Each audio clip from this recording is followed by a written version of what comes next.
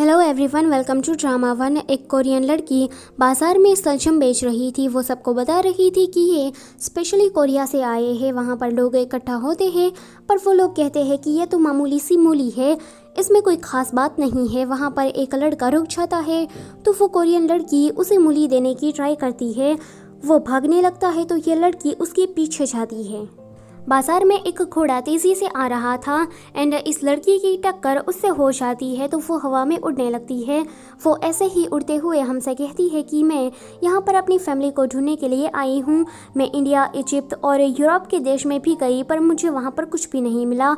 मेरा नाम है प्याऊ ली। इतना कहते ही वो गिर जाती है।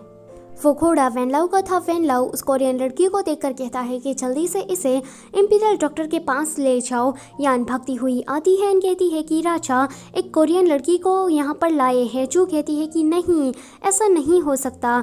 शाओ कहती है कि वैसे बूमेंग को ये एक्ट करना चाहिए तो तुम क्यों कर रही हो। इंपीरियल डॉक्टर उसका इलाज करते हैं और उसे होश भी आ जाता है। वो कहती है कि मैं कौन हूँ, कहाँ पर हूँ।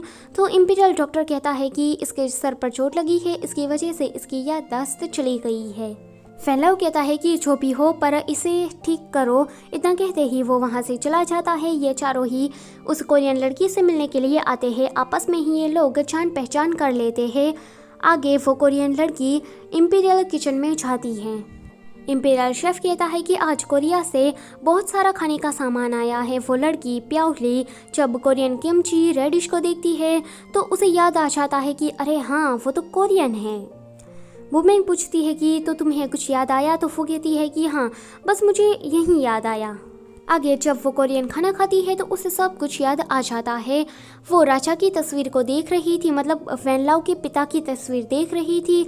उसके पास एक जेट भी था। वैनलाओ जब उस जेट को देखता है तो वो थोड़ा सोच में पड़ जाता है। वो कहता है कि अच्छा, तो वो तुम हो। जब राजा कहीं चले गए थे तभी उसने ये सब कुछ कर दिया होगा।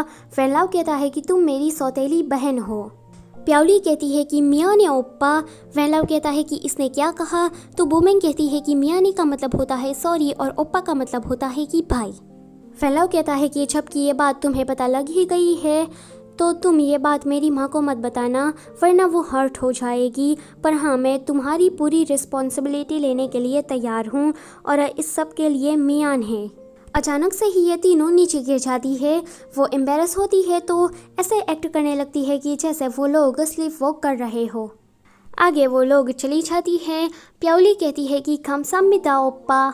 फैलाओ को ये भी समझ में नहीं आता तो वुमेन कहती है कि ये तुम्हें थैंक यू कहना चाहती है। आगे एक चुड़ैल एक बंदे के रास्ते में आ जाती है और उसे कहती है कि मुझे कब्र तक ले जाओ। यह सुनकर वो बंदा तो बहुत ही ज़्यादा डर जाता है। वो उसे कब्र तक छोड़ देता है। वो कहता है कि मुझे तुम्हारे पास से कोई भी पैसे नहीं चाहिए। जब वो पीछे मुड़कर देखता है तो वो लड़की गायब हो चुकी थी। अचानक से ही उसके पीछे से कोई हाथ देता है तो वो डर जाता है। यहाँ पर ये चारों चिल्ला रही थी क्योंकि बूमेंग ये स्टोरी सुना रही थी। ये तीनों ही कहती है कि ये स्टोरी इतनी भी डरावनी नहीं थी। चू भी उन लोगों के साथ चली जाती है। बूमेंग कहती है कि तुम लोग तो सच में डरपोक हो एंड वो अकेले ही सो जाती है।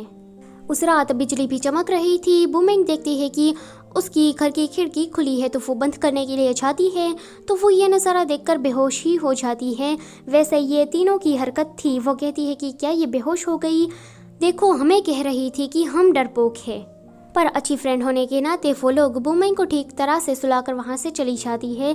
उसके जाने के तुरंत बाद बूमेंग उठती है और कहती है कि वो लोग मुझे डराएंगे, मैं तो मास्टर हूँ डरावनी कहानी सुनाने की। उन्हें क्या लगता है कि मैं ऐसी बचकान चीज़ों से डर जाऊँगी? इसको तो मैं अगले दिन देख लूँगी। फिर वो सो जाती है। अचानक से ही उसे उस चुड़ैल की आवाज़ आती है। वो सच में इस बार डर जाती है। वो कहती है कि मुझे माफ़ कर देना, मैंने कुछ नहीं किया है। तो वो चुड़ैल कहती है कि मुझे खाना चाहिए। वो चुड़ैल मेलन सीड खा रही थी।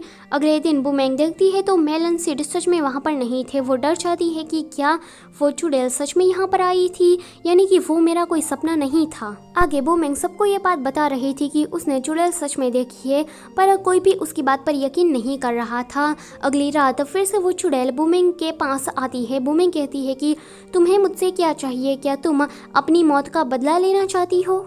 तो वो चुड़ैल कहती है कि ऐसा नहीं है, देखो तुम मुझे सुन रही हो इसलिए मैं तुमसे बात कर रही हूँ, जल्दी से मुझे मेलन सीड दे दो। तो वो उसे मेलन सीड खाने को दे देती है। फिर वो चुड़ैल अपनी बात करने लगती है कि मैं भी हरम में शामिल हुई थी, यहाँ पर बहुत सारा कंपटीशन चल रहा था और जो भी जीतेगा उसे कॉन्क्यूबाइन बना दिया जाएगा। उसमें मेरी कज़िन भी मेरे साथ थी, पर मुझे नहीं पता था कि मेरी कज़िन मेरे साथ कुछ ऐसा कर देगी। आगे ये चारों ही साथ में सो रही थी तो कुछ टूटने की आवाज़ आती है, तो ये चारों ही देखने के लिए जाती हैं एंड इस बार ये तीनों भी उस चुड़ैल को देख लेती है। वो लोग तो बहुत ही ज़्यादा डर जाती है। शाओ कहती है कि रुको ज़रा, ये बस एक सपना है, ये सब कुछ फेक है। तो वो चुड़ैल कहती है कि तुम लोग हमेशा ही हॉटपॉट खाते हो, तो मुझे भी हॉटपॉट खाना है क्योंकि आज मेरा बर्थडे है। अब ये भूतनी हॉटपॉट खा रही थी एंड बाकी सारी लोग happy birthday to you song गा रही थी। आगे उस भूतनी की आत्मा को शांति मिल जाती है तो वो चली जाती है। ये चारों ही आपस में बातें कर रही थी कि ये सपना मेरा है और तुम तीनों मेरे सपने में आई हो, ऐसा ये तीनों ही बारी बारी बोल देती है। पर उस चुड़ैल की आवाज़ पीछे से आती है तो ये चारों ही डर जाती है एंड एक साथ उठती है। वो कहती है कि मैंने एक सपना देखा, मेरे सपने में चुड़ैल आई। चारों ही एक साथ ये बात बोलती है एंड फिर से चिल्लाती है। अगले दिन फूजी को एक लव लेटर मिलता है। वो कहता है कि मुझे ज़रूर इस लव लेटर का रिप्लाई करना चाहिए। फिर हम देखते हैं कि चू ने भी वेनलाओ को लव लेटर लिखा था, पर उसने रिप्लाई में कुछ बेकार सा लिख दिया था। तो बुमिंग कहती है कि उसने क्या लिखा और तुम इतनी सैड क्यों हो। उसने बस लिखा था कि इसे मैंने रीड कर लिया है।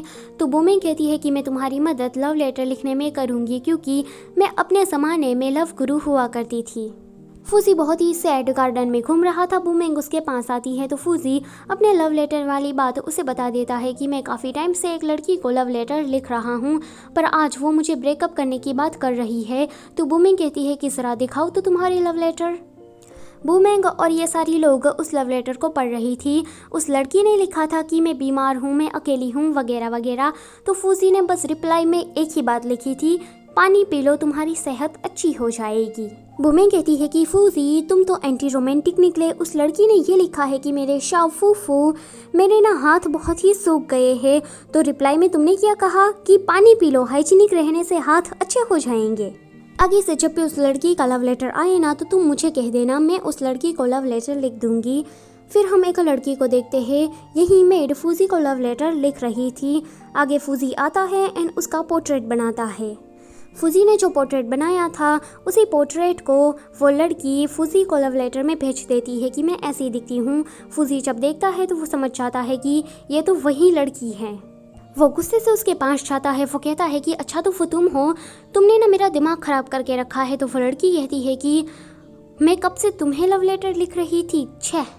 ये दोनों झगड़ा करने लगते हैं। वो लड़की फूजी को मारने के लिए आ रही थी। आज तो फूजी की चटनी ही बन जाती, पर बुमिंग आकर उन दोनों को रोक देती है। ये दोनों ही लड़ने लगते हैं कि तुम गवार हो और तुम क्या कह रही थी कि मुझे अकेलापन महसूस होता है, मेरे हाथ सूख गए हैं। तो लड़की कहती है कि और तुम कहते थे कि पानी पी लो। फूजी कहता है कि तुम झूठी मक्कार इंसान हो। तो वो लड़की कहती है कि तुम भी झूठे हो, तुम तो एक यूनुच हो। फूजी कहता है कि तुम एक मॉन्स्टर हो। तो वो लड़की कहती है कि तुम एक डीमन हो। बुमिंग उन दोनों को शांत कराती है कि रुको ज़रा, ये मेरी गलती है कि फूजी को मैंने ही वो लव लेटर लिख के दिया था। ये सुनकर वो दोनों शांत हो जाते हैं। फूजी कहता है कि नहीं योर मैजेस्टी, ये मेरी गलती है।